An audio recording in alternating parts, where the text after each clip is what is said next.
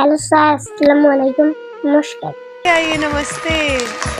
क्या नाम है आपका? আমার নাম সুলতানা পারভিন। कहाँ से हैं आप? আমি কুচবিহার চট্টগ্রাম গ্রাম থেকে এসেছি। ओ वाह। आप करते क्या? কাজের কথা কি আর বলবো স্যার, এই বয়সে আর কি কাজ করবো। তবু স্যার, আমার মা না থাকার কারণে অন্যের বাড়িতে আমি কাজ করি। এই বয়সে অন্যের বাড়িতে কাজ করে খেয়ে স্যার, জীবনটা আমার রেলগাড়ির মতন চলছে। সেখানে আমার কোনো স্টেশন নেই, শুধু চলছে আর চলবে। দুঃখের কথা কি আর বলবো স্যার, আমার বয়স এখন 5 বছর। এই বয়সে অন্য মেয়েরা খেলাধুলা করে, মা বাবার সঙ্গে খুশি থাকে, কিন্তু স্যার অন্য শিশুদের মতো আমার কপালটা নয়। আমার কপালে কোনো সুখ নেই, শুধু রয়েছে দুঃখ।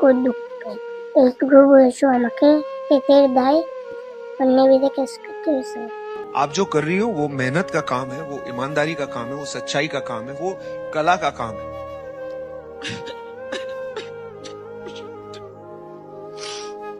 आपको देख के मुझे लगता है कि काश मुझ में ऐसी हिम्मत होती।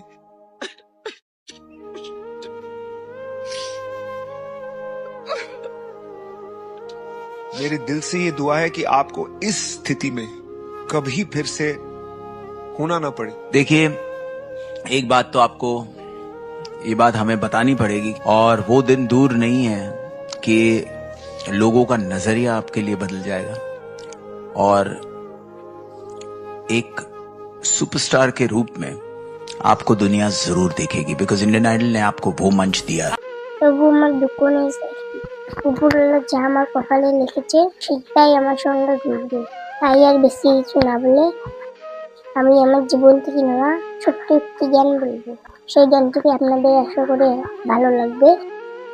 ভালো লাগলে এই গরিব শিশুটাকে ভালোবেসে জ্ঞানটাকে সবাই শেয়ার করবেন এবং তাহলে শুরু করবেন।